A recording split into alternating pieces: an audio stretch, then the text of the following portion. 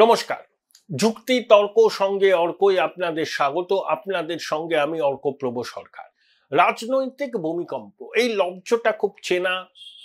আমি এই যে শিরোনামটা দিয়েছি, অনেকে ভাবতে পারেন যে এটা আমার দর্শকদের একটু প্রভোক করার জন্য, যাতে তারা ক্লিক করে ভিডিওটা দেখেন, কিন্তু রাজনৈতিক ভূমিকম্প কেন বলেছি তার কারণটা বলবো। প্রথম কথায় আসি, দেখুন, ইডি সিবিআই এর অভিযান হলো, তাতে রাঘব বোয়াল ধরা পড়লো, এসব নিয়ে গুজব চলছে। পুজোর পরে আরো বাড়বে, হয়তো হতেও পারে, নাও হতে পারে। এটা কোনো রাজনৈতিক ভূমিকম্প বলে আমি মনেই করি না। হবে কি হবে না সেটা ডিপেন্ড করছে অনেক ফ্যাক্টরের উপর। বিহারের নির্বাচনের ফলাফল তার মধ্যে অন্যতম। কিন্তু যে জিনিসটা হবে, যেটা পশ্চিমবঙ্গে রাজনৈতিক ভূমিকম্প সৃষ্টি করবে, রিক্টার স্কেলে তার তীব্রতা বেশ হবে, সেটা হচ্ছে স্পেশাল ইন্টেন্সিভ রিভিশন। 22 বছর আগে যে স্পেশাল ইন্টেন্সিভ রিভিশন হয়েছিল, তাহলে পশ্চিমবঙ্গে 22 লক্ষ লোকের নাম বাদ গিয়েছিল। তখন কিন্তু এত হইচই হয়নি। তারপরে 2004-এর লোকসভা হয়েছে, 2006-এর বিধানসভা হয়েছে, বামফ্রন্ট ড্যাং ড্যাং করে জিতেছে। 2001-এর বিধানসভা নির্বাচনে বামফ্রন্ট চাপের মুখে পড়েছিল, সিপিএম সেবার প্রথমবার একক সংখ্যাগরিষ্ঠ অর্জনে ব্যর্থ হয়। তারপরে ওই এসআইআর হয়, 22 লক্ষ নাম বাদ যায়।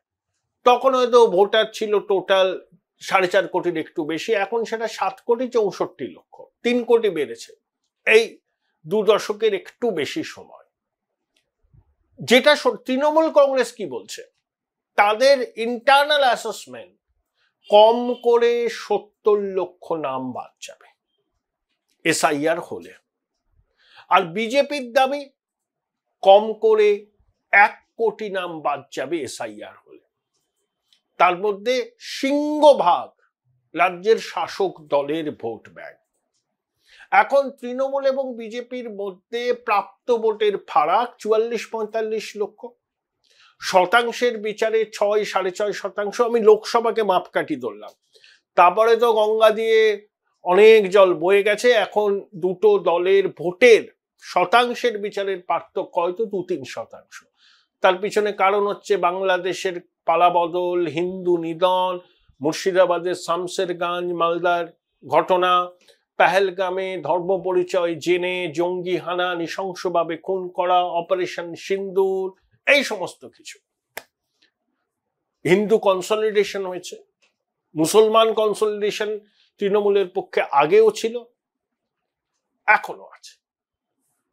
তাহলে হিন্দু কনসলিডেশন বিজেপির পক্ষে অনেকটা বাড়ায়। এখন দুটো দলের ভোটের শতাংশের বিচারের ফারাক 2% ধরে নেই। এখন তৃণমূলের এস্টিমেট মতো 70 লক্ষ নাম বাদ গেলে তাহলে অধিকাংশ ওই ভোট ব্যাংক থেকে বাদ যাবে। আর বিজেপির দাবি মতো সেটা যদি 1 কোটির কাছাকাছি হয়, তাতেও ক্ষতিগ্রস্ত হবে তৃণমূল। তাহলে দুটো দলের দেখবেন যখন নির্বাচন হবে, যদি তৃণমূল জেতেও ভোটের ফারাক হবে 10-11 লাখ। একেবারে কাঁটে কাটাক্কার বলতে যাবো যে এবার কিন্তু কাঁটে কাটাক্কার হবে, এবং মেরুকরণ যত দিন যাবে তত পূর্ণ হবে, বৃত্তটা তত সম্পূর্ণ হবে।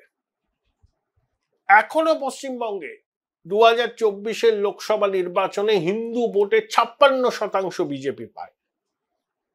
এই যে 2,33,27,000 ভোট বিজেপি যে পেয়েছে 2024-এ, তার 99% হচ্ছে সনাতনী ভোট।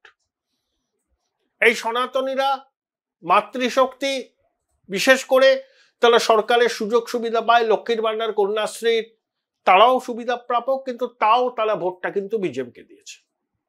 সেজন্য মহুয়া মিত্র হুঙ্কার ছেড়েছেন না মতুয়া ভাই বোনদের প্রতি, আচারমালাকে কাঠের মালা বলেছেন, আপনারা সরকারের সুযোগ সুবিধা নেন আর ভোটের সময় সনাতনী হয়ে যান। সরকার সবার, সরকার শুধু যারা তৃণমূলের সমর্থক তাদের জন্য নয়, যারা তৃণমূলকে ভোট দেয়নি তাদের জন্য। এটাই তো নীতি হওয়া উচিত। কিন্তু তৃণমূল মনে করে যে আমরা দিচ্ছি মানে সবাই তাদের কেনা গোলাম, তারা যা বলবেন সেটাই পশ্চিমবঙ্গের মানুষকে করতে হবে। এতটা খারাপ অবস্থা পশ্চিমবঙ্গের মানুষের হয়নি। তারা গরিব হতে পারেন, তাদের চেতনা মান অন্য অনেকের থেকে বেশি। তাহলে 70 লক্ষ থেকে 1 কোটির মধ্যে যদি ভোটারের নাম বাদ যায়, সেটা রাজনৈতিক ভূমিকম্প। তাহলে অভিঘাত সুদূর প্রসারী হবে। 10ই সেপ্টেম্বর দিল্লিতে নির্বাচন কমিশনের ফুল বেঞ্চের সামনে সমস্ত রাজ্যের কমিশনের সিইওদের যেতে হবে, পাওয়ার পয়েন্ট প্রেজেন্টেশন হবে। বিহারে কিভাবে এসআইআর হলো সেটা বিহারের সিইও ব্যাখ্যা করবেন। ইতিমধ্যে ইআরও, এইআরও, বিএলওদের তালিকা চূড়ান্ত করে নির্বাচন কমিশনকে পাঠিয়ে দেওয়া হয়েছে পশ্চিমবঙ্গের পক্ষ থেকে। মুখ্য সচিব একটা তারিখ নির্দিষ্ট করেছিলেন, কিন্তু তখনও পুরো কাজটা হয়নি। সম্ভবত পাঠিয়ে দেওয়া হয়েছে বা 2-1 দিনের মধ্যে হবে। এই মাসের মধ্যেই এসআইআর এর বিজ্ঞপ্তি বেরোবে। সম্ভবত এসআইআর এর প্রক্রিয়া শুরু হবে দীপাবলি, ভাইফোঁটা, ছট পুজোর পরে। অক্টোবরের শেষ থেকে নভেম্বর পুরো এসআইআর চলবে। ডিসেম্বর মাসে আপত্তি জানানো, যেটা বিহারে হলো, সেটা থাকবে। জানুয়ারির প্রথম বা দ্বিতীয় সপ্তাহের মধ্যে নতুন পূর্ণাঙ্গ ভোটার তালিকা প্রকাশ হবে। তাহলে তৃণমূলের এস্টিমেট 70 লক্ষ, বিজেপির দাবি 1 কোটি। এর মধ্যেই একটা সংখ্যা আসবে, যে সংখ্যায় অবৈধ ভোটার, মৃত ভোটার, অনুপ্রবেশকারী, একাধিক জায়গায় নাম তোলা ভোটারের নাম বাদ যাবে।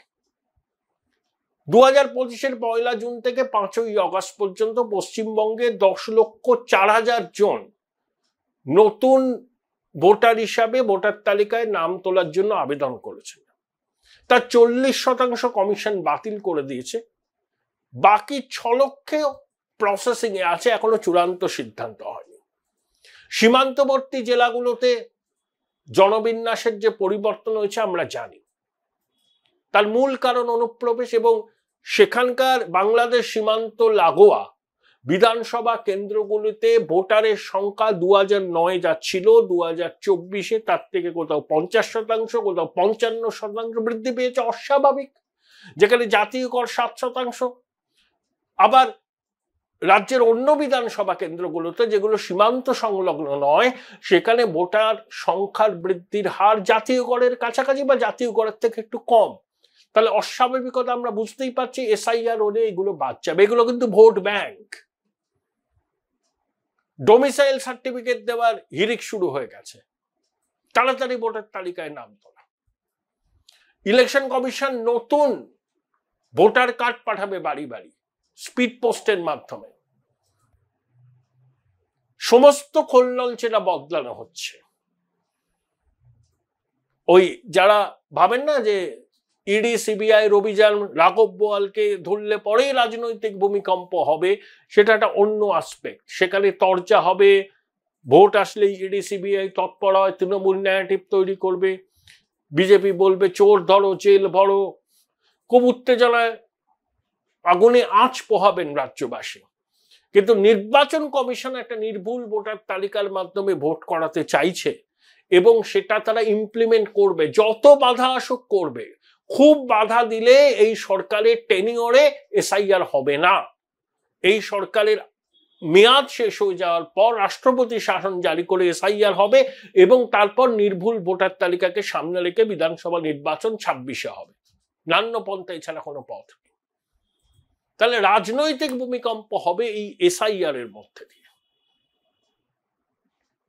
শাসক দল প্রমাদ গুনছে।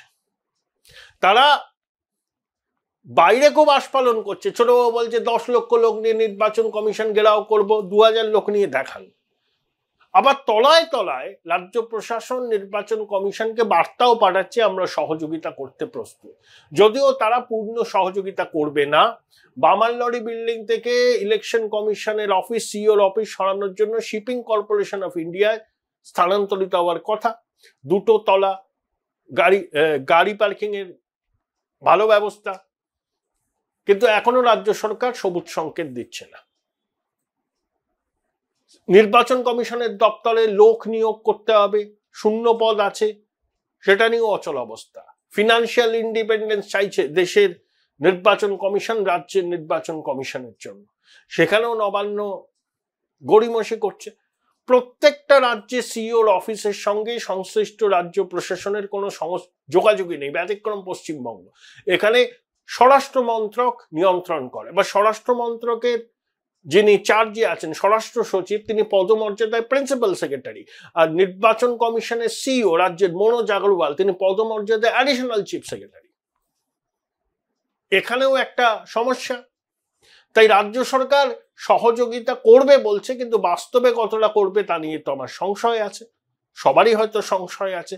এবং শাসক দল যে এসআইআর প্রক্রিয়াকে খুব সহজে হতে দেবে না, পদে পদে বাধা দেবে, হুমকি দেবে, ধমকাবে, চমকাবে, এগুলো কিন্তু আমরা দেখতে পাবো। যখনই দেখবেন এসআইআর এর নোটিফিকেশন জারি হয়ে গেল, তখনই দেখবেন শাসক দলের রুদ্রমূর্তি। কারণ তারা জানে এই এসআইআর হলে সব থেকে বেশি ক্ষতির মুখে পড়বে তারা।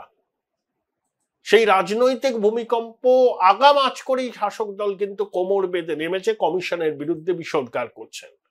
মমতা বন্দ্যোপাধ্যায় বলছেন নির্বাচন কমিশন ক্ষণিকের অতিথি, আমরা ছিলাম, আছি, থাকবো। ছোটবাবু হুমকে দিচ্ছেন 10 লক্ষ লোককে নিয়ে ঘেরাও করবেন। এগুলো হচ্ছে সেন্স অফ আনইজ বলতে পারেন। এটাই তো হচ্ছে, এটা লাল বিফোর দ্য স্টর্ম, থমথমে অবস্থা, ঝড়ের আগে, ঝড়ের পূর্বাভাস বলতে পারে। তাই ভূমিকম্প যেটা হবে সেটা নির্বাচন কমিশনের এসআইআর এর মাধ্যমেই হবে, এবং তার তীব্রতা কতটা হবে সেটা আগামী কয়েক মাসই আমরা বুঝতে পারব। Join Indian Institute of Hotel Management now. Right choice, right decision.